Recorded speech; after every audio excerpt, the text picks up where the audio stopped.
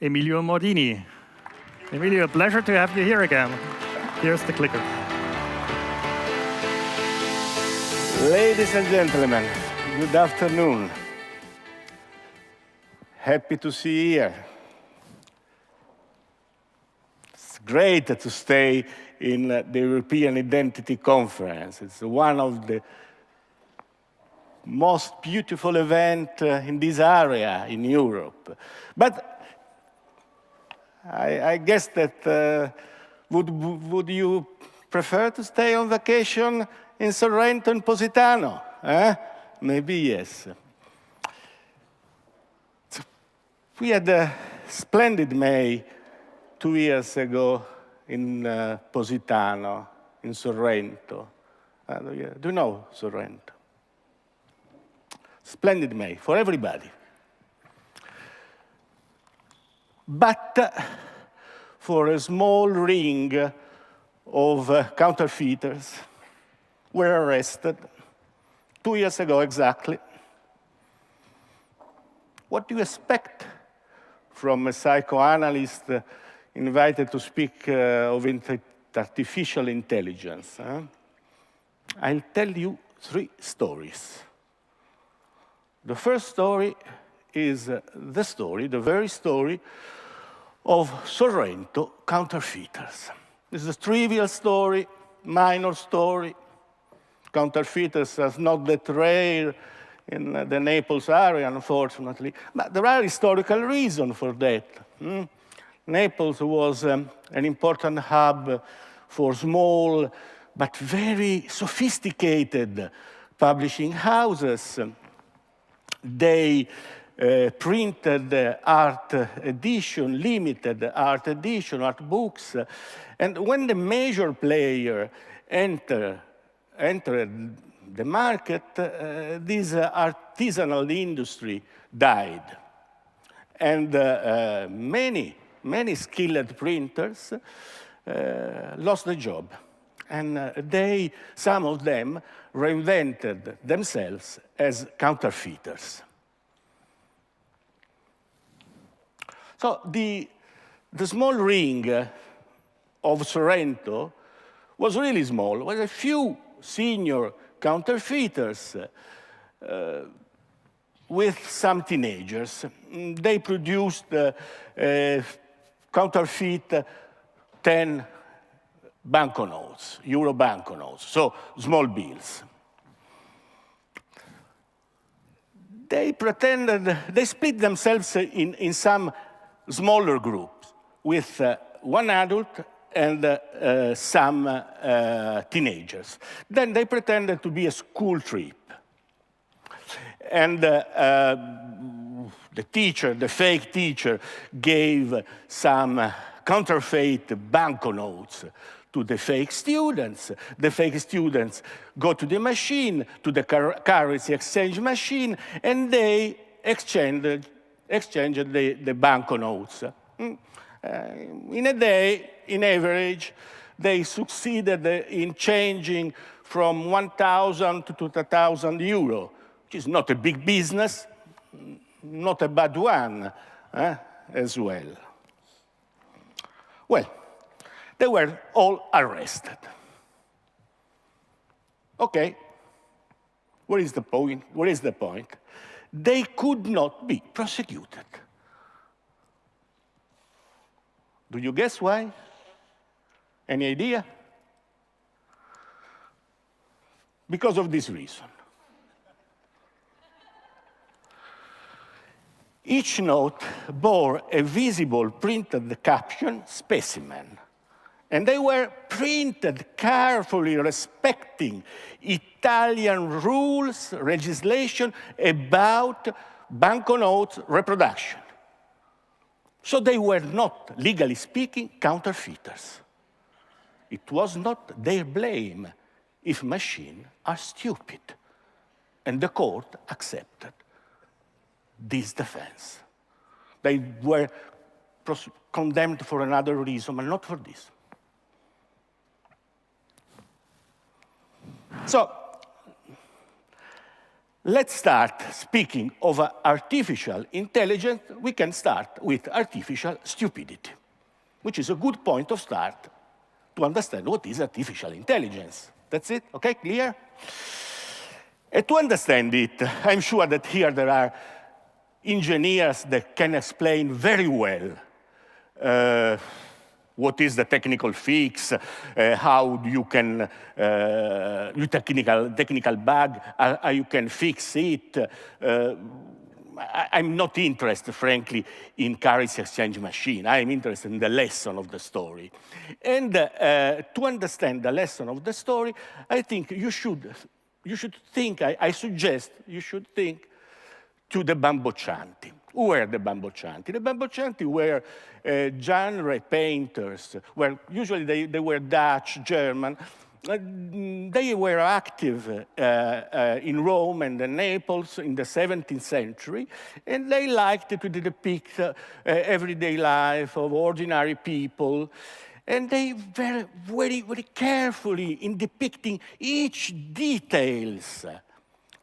But if you look, when you look your paintings, if you got lost in details, you cannot understand the meaning, because these paintings, counterintuitively, they must be looked in their totality, in their entirety. Otherwise, you don't understand these paintings. This is exactly what happened with Sorrento counterfeiters. Think of the pantomime they played. It was completely irrational. What was the sense of that pantomime? Pretending being a school trip. But why? There was no need to change the banknotes. On the contrary, it could be even counterproductive. You draw the attention of the people on you. Why did they so? Only for love for staging. But can machine understand love for staging? The big picture, can machine capture, see the big picture? The big picture is the beauty of Sorrento, the history of counterfeiting in Naples, the artisanal talent, which was in contrast with the limited amount of the fraud, 10 euro banknotes. They were so perfectly imitated, but why? The brilliant, straightforward stratagem invented. Can machine understand this? What is the point? Machines, mechanical devices, cannot understand intuition. What is intuition? Perceiving the atmosphere, feeling the environment, the moment of the gates, so important for pistoleros, for Sergio Leones, but also for businessmen. For each one needs a strategy. If you need a strategy, vision in your business, you need the moment of the gates. You need intuition. You need to feel the environment. Otherwise, you fail. And this is one of the fundamental capacity for human being. Okay, machine cannot do this. And this leads us to the second story. It's about Pascal. Pascal is the French and scientist and philosopher. When he was 19, his father was appointed tax collector for the Upper Normandy. And the father asked his son to assist him in tax calculation. Well, the young Pascal was obviously bored to tears for this job. This was recalculating taxes. And he was a genius. He invented the first computer of the human history, the first digital calculator, which is exactly the ancestor of modern computers. The story of computers starts from that moment. But this story shows very well the reason we invent machine and computational machine in particular. Be Pascal calculator, robots, or currency exchange machine, it is always the same story. Each time we have a boring task and a rewarding task, we try to dump the burden of the task on machines. So the reason why there are computational machines, we invented a computational machine, and computational machines are not expected to understand love and to appreciate irony, it is because we did not invent them for this task.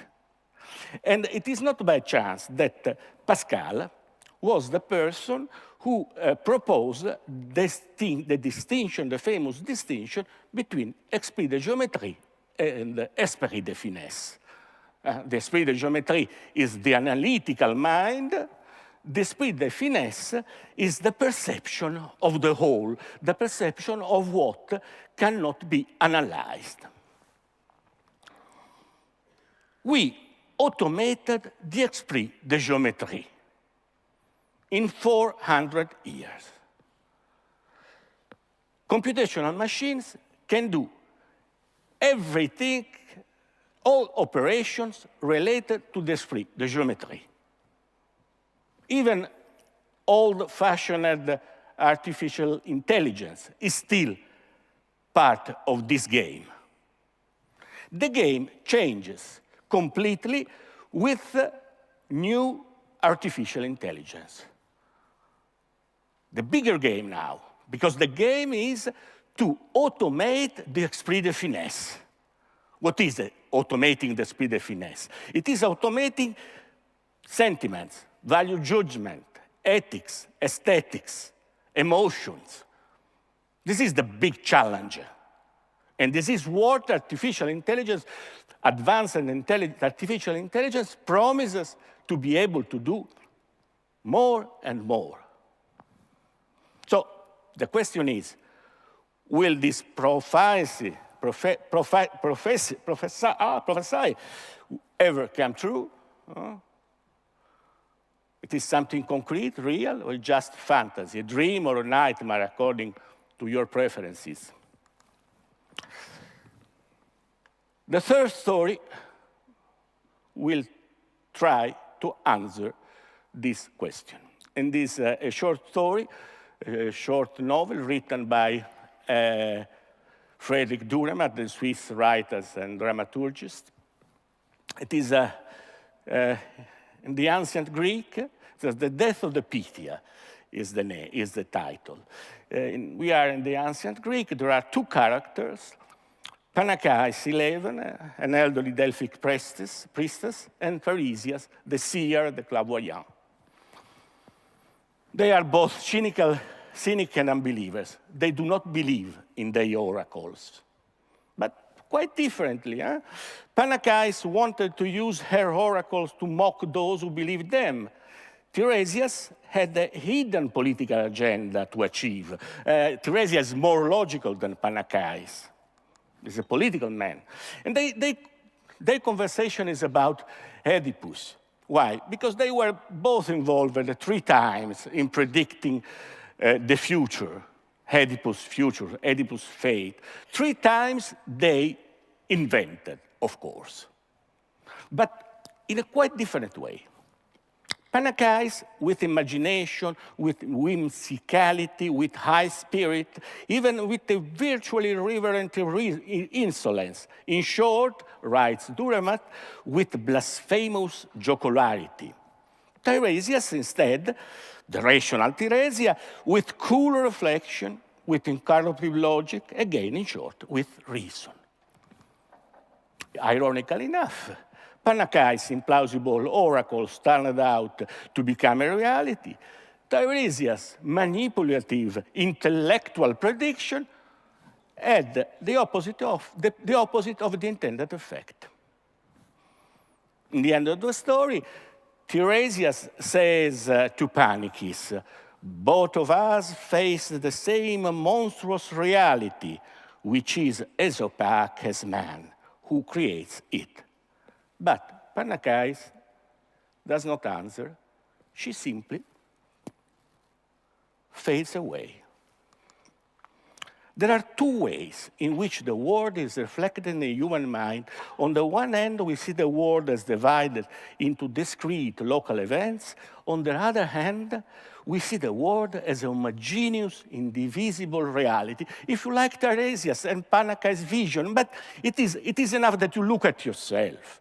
In this very moment, we all perceive this conference hall as made up of elementary atomic facts, perceptions, and as a whole in which we are immersed. They coexist, these two perceptions in the human mind. And this generates two different logics. One is the asymmetric logic, the rational logic. A is different from non-A. Aristotelian logic, principle of non-contradiction. If the world is made up of atomic elements, then what matters are differences. Clear. But in the same while, exactly simultaneously, we also use, everybody here, everyone, all human beings use also symmetric logic. If the world is a rich and variety whole, then what matters are inclusive, indefinite sets. This is the deepest logic of our mind, the deepest structure of our mind, in which A is the same of non-A, because they are two indefinite sets. The unconscious does not know individuals, only infinite sets and definite classes. This is the way in which the deepest part of our mind works. So you can now reformulate the question. So the point is, can machine ever succeed in applying symmetric logic to their process? Because this is the essence of those capacity of intuition, feeling the atmosphere, vision, that we said at the beginning, artificial intelligence want to imitate. It is ever possible? It is possible to do this?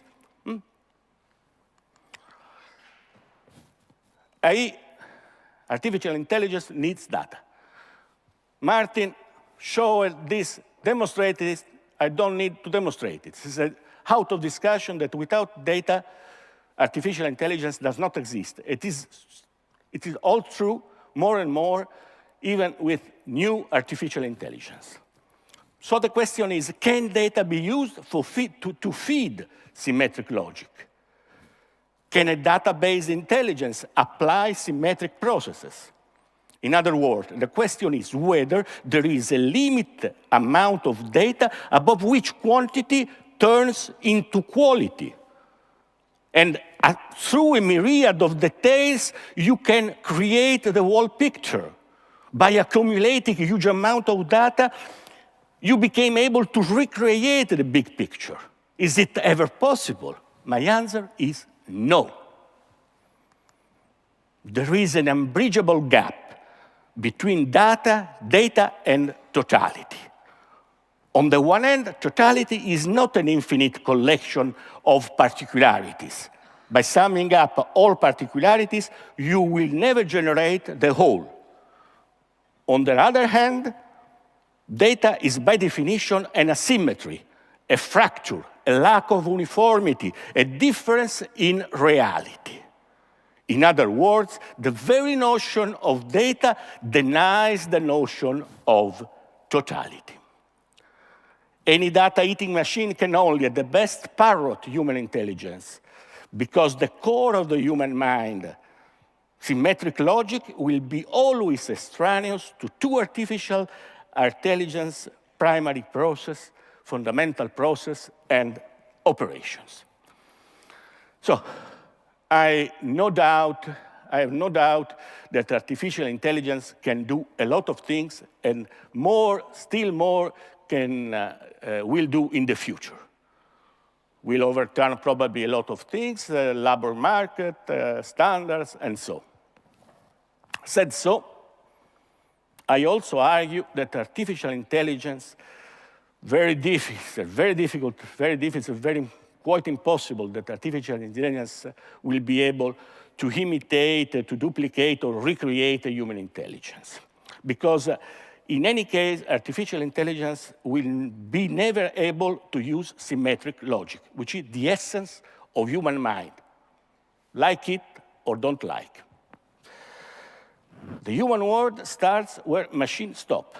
Beyond that point, there are things that cannot be put into words. They make themselves manifest, they show themselves, you can see them, but you can't turn them into digits. Parnakais doesn't answer. She fades away. The rest is silence.